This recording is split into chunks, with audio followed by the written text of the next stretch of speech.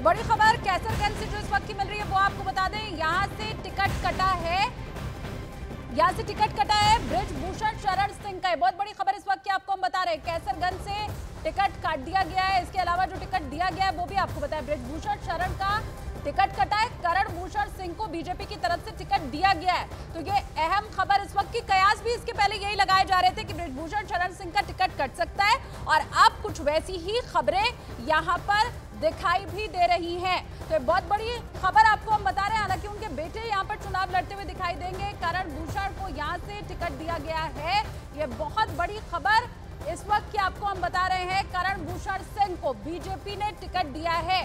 तो अब बृजभूषण शरण सिंह के बेटे यहाँ पर चुनाव लड़ते हुए आपको दिखाई देंगे। आजकल इसके पहले भी यही लग रही थी। अब इसी सीट पर पिता की जगह बेटे को उम्मीदवार बनाया गया है बीजेपी की तरफ से।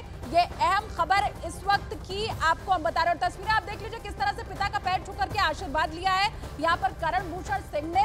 ये तस्वीर इस वक्त हम आपको दिखा रहे हैं। जो जनता ने प्यार पिता को दिया, अब उसी जगह से बेटे की भी जीत हो, इसीलिए पिता का आशीर्वाद लेते हुए करण भूषण की जो तस्वीर सामने आई है वो इस वक्त आपको हम दिखा रहे हैं। पहले ही पार्टी की तरफ से ये संकेत दे दिया गया था कि टिकट काटा जा सकता है सांसद बृजभूषण का, और अब उसी खबर की तस्दीक भी हो गई है। मुहर लग चुकी है।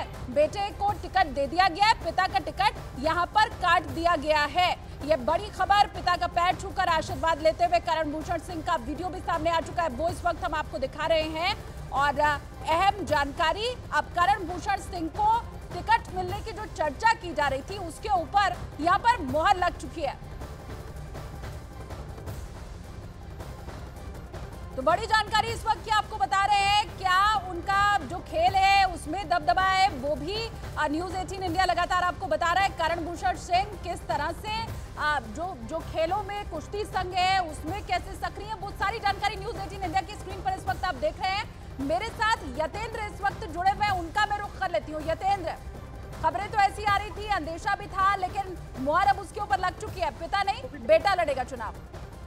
देखिए, बिल्कुल खबर पर मोहर लग चुकी है। हमने पहले ही बताया था कि इस बार केसरगंज से जो मौजूदा सांसद है बृजभूषण शरण सिंह, उनको आज टिकट कटना तय, और उनके परिवार में से ही किसी को, उनके बेटे या पत्नी को मिलेगा टिकट, और उनके छोटे बेटे को जो करण भूषण सिंह है उनके नाम का ऐलान बीजेपी ने आधिकारिक तौर पर कर दिया है। यानी कि साफ है कि अब बृजभूषण शरण सिंह का टिकट कट गया और उनकी जगह उनके छोटे बेटे को यहाँ से बीजेपी ने अपना उम्मीदवार बना दिया है। और बड़ा कश्मकश का ये दौर रहा, क्योंकि बीजेपी ने पहले से ही मन बना लिया था कि जिस तरह से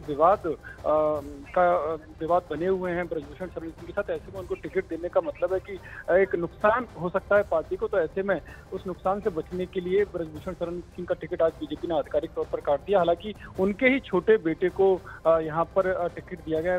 बड़े बेटे पहले से ही विधायक हैं और अब छोटे बेटे को लोकसभा उम्मीदवार के तौर पर बीजेपी ने अपना उम्मीदवार बना दिया है। लेकिन यतेंद्र, जिस चीज की चर्चा आप कर रहे थे कि विवादों में जैसे नाम था तो उसके बाद पार्टी को नुकसान हो सकता था, अब परिवार के किसी दूसरे सदस्य को टिकट मिलना, इस दाव को कैसे देखा जाए?